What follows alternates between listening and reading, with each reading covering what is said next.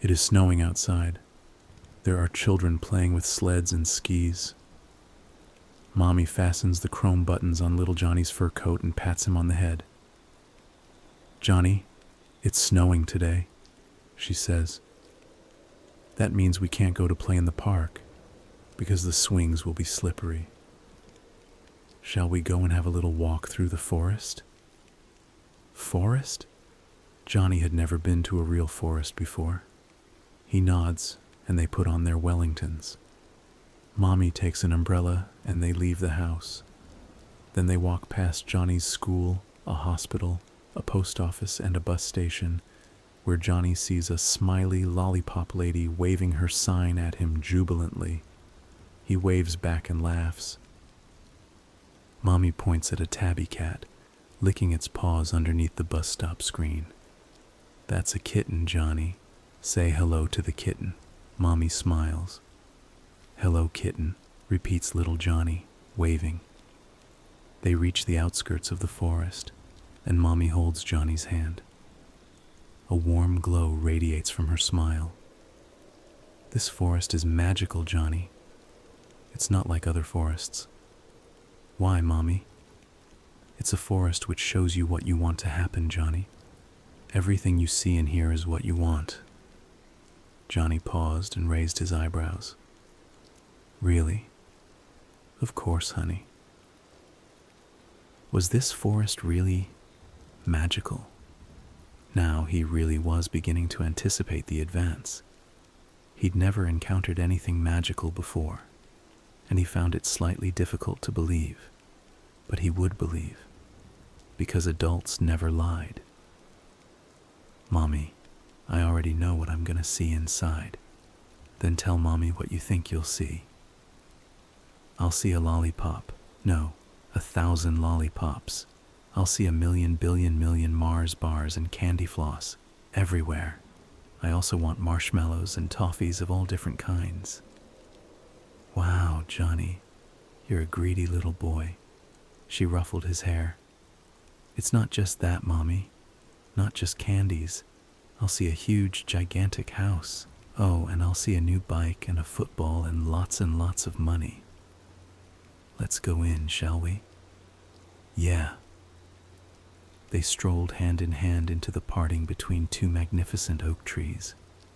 Mommy retracts the umbrella and puts its reduced form back into her handbag, as the bare branches above them are enough to shelter them. As they descend down the path between the rows of trees, the snow on the ground starts to thin. The trees begin to gain color and life, and their leaves start to grow back. Soon, the snow once crunching beneath their feet disappears, revealing a layer of lush green grass. Beautiful pink, yellow, and red flowers spring up in the field all around them. The number of trees decreases as they advance further, and soon there are no trees left. Johnny marvels at the sight, looking all around in bewilderment. Was he dreaming? Of course, Mommy hadn't lied. Adults never lie. This place is truly magical, like a dream. The forest is right. He really wishes he could live in this place forever. They walk, and the scenery around them changes once again. This time the field turns into a beautiful beach. The golden sand rustles lightly underneath their feet as they walk, and seagulls fly all around them, surrounding them. It is no longer cold. The sun glows above them, and Johnny sees a fun fair with all different types of rides. There is also an ice cream van and a funny clown. Johnny liked the field just now, but he likes this place even better. Again, the forest is correct. He definitely wants this place. In fact, he has an urge to live in this golden utopia for the rest of his life. Thunder booms, and instead of the usual gray, gloomy scene which accompanied it, multicolored clouds made of candy floss cover the sky. Orange, blue, pink, red. Johnny even sees a rainbow-colored cloud. Rainbow-colored banknotes fall from the sky, landing in Johnny's hair. "Mommy, quick, Get out the umbrella, yells Johnny. Mommy takes it from her purse and laughs with Johnny as she opens it up and turns it upside down, collecting the multicolored banknotes. The sky clears, and the sun is shining again. The banknotes disappear, but Johnny doesn't mind, because as they approach the ice cream van, it turns into a giant blue mansion in front of his eyes. A huge house, the exact one he saw in his dreams, which he had dreamed of having since he was very little. Mommy encourages him to approach it, so he walks up the steps and knocks on the door. The door opens, and a million Mars bars and gummy bears spill out like a landslide, knocking him over. He slides back down to Mommy in the avalanche of candies, and then lies down. He spreads his arms and legs and moves them back and forth like windscreen wipers, making a candy angel in the ground. Mommy laughs and points at the rockery. A shiny bike with a red frame leans proudly against the wall. A yellow and green football gleams alongside it. Johnny gasps, rising from the angel-shaped void inside the candy, and runs towards them. But Mommy stops him. Johnny, we don't have much time. Let's go through all the goodies in the forest first. Then you can come back and pick your favorite thing, all right? Johnny resists the temptation to try out the bike and kick the football. He holds Mommy's hand again, and they leave the mansion. As they descend further, the sky darkens, and the sun is covered by gray clouds. And this time, they are not made of candy floss. Johnny wonders if this is just a transition phase between this scene and the next, but the sky continues to become blacker. The trees return, leafless and ominously twisted. Johnny is afraid and confused. Are they walking out of the forest? He knows that he doesn't want this. It makes him upset. He grips Mommy's hand tighter. Mommy, I'm cold. I don't want to walk in anymore. I want to go home. Mommy? Mommy's hand feels icy and solid. Johnny looks down and is shocked to see that Mommy's hand is no longer there, and the hand he holds is made of glass, like an ornament, a glass model of a human hand. It is completely transparent, and he can see his own fingers through its palm. The shape of Mommy's ring is still clearly visible around her finger. He inhales sharply, then looks to the left of him. Mommy isn't there, but her glass hand still holds his. He screams and immediately releases it, dropping the glass hand.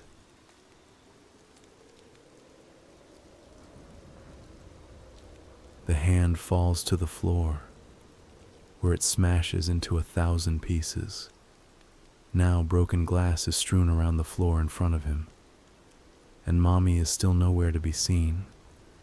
He stands dumbfounded for a few seconds, then starts crying, looking around the forest, which is now completely shadowed and gray. Mommy, I'm scared. What's going on? Suddenly, Mommy appears in front of him. Before he runs to her and hugs her, something makes him shudder in terror. He whimpers and stops a few feet before her, cowering. The new Mommy has a dull, threatening expression. Mommy, what happened to your hand? Mommy's left hand was missing. Johnny, you broke Mommy's hand, she half says, half whispers, pointing at the glittering mess on the ground behind Johnny. The thin, willowy branches cast ominous, almost diabolical shadows over her face. It's your fault Mommy doesn't have a hand now, Johnny. You did that. You wanted that to happen, didn't you? What? Confusion, bewilderment, terror. What is going on? The once ecstatic child now struggles to control his runny nose. He is entrapped in a fierce nightmare. Johnny looks around felinely, like a startled cat. Mommy, I didn't want that to happen, I swear. I never ever wanted to break your hand. I'm sorry. Johnny, The forest always tells the truth. You wanted the candy bars and the football, didn't you? But I don't want this. Mommy, I'm sorry, I want to hold your hand. Johnny, I'm afraid that's not possible now. Mommy doesn't want you to break her other hand as well, does she? Mommy glares at him ominously, silent for a long while. He is too scared to move. He doesn't like the new mommy. Johnny cries with false guilt, accused of false intentions. He stops when he sees a bright light shining in the darkness from a distance.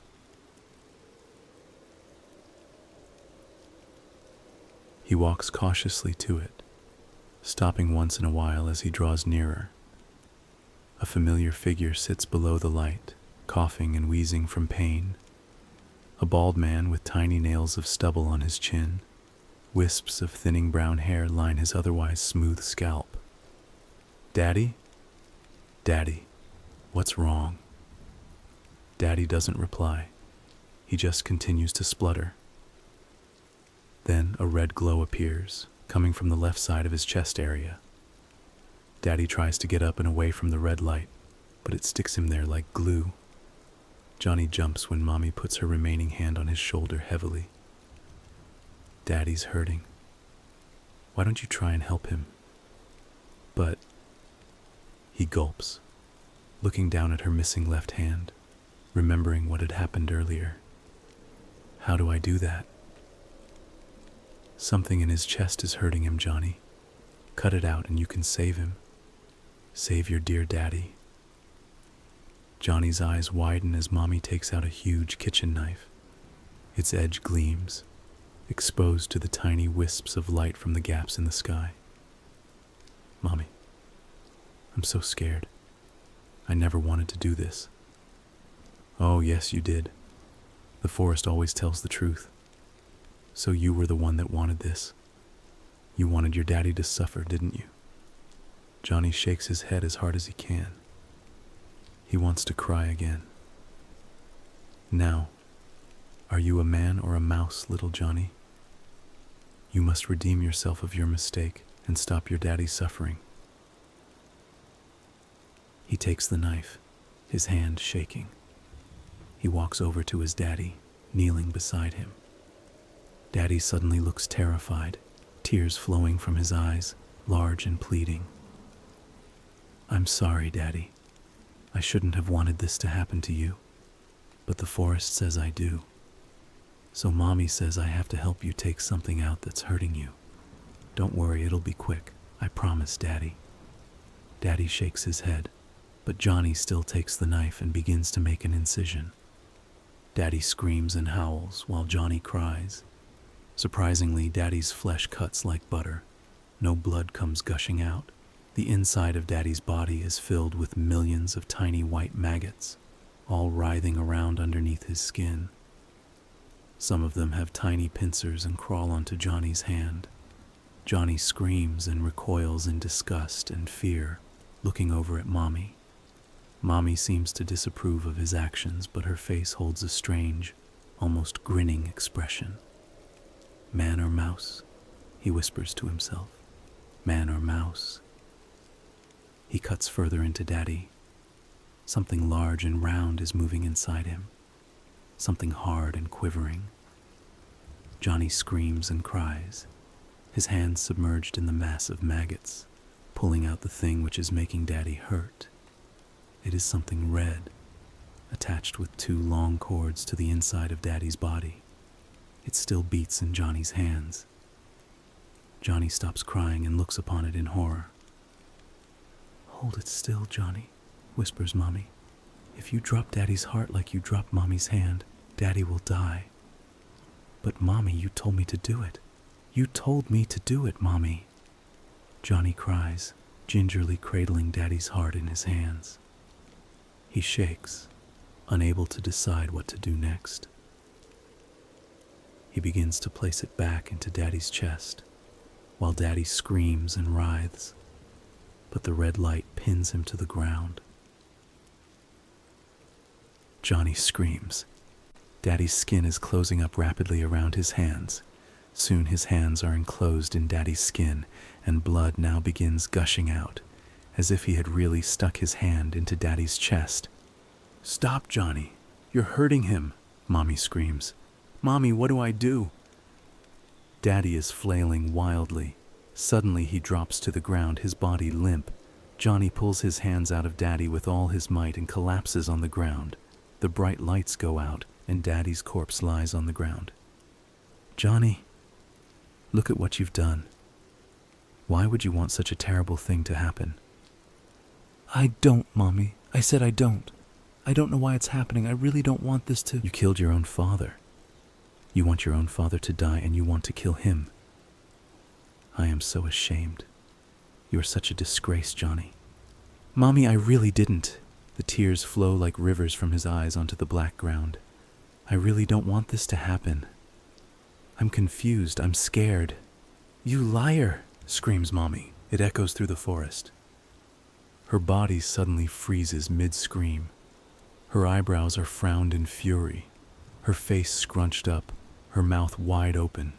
Johnny shivers and stares as her head turns completely to glass, then snaps off her body. He jumps back and screams. It falls off her shoulders to the ground and shatters into many pieces. Mommy's headless form unfreezes, then staggers for a while. Her voice still echoes from the broken pieces on the ground. "Johnny, the forest of things you want to happen never lies. You wanted these things to happen, didn't you, Johnny? You're a bad, bad boy." Johnny abruptly lapses into a sullen silence, his face emotionless. He stands still. He doesn't want to descend further into the forest and see more of these atrocities. "Mommy," he begins, "you lying, heartless monster." He had remembered that not just one, but two people had entered the forest.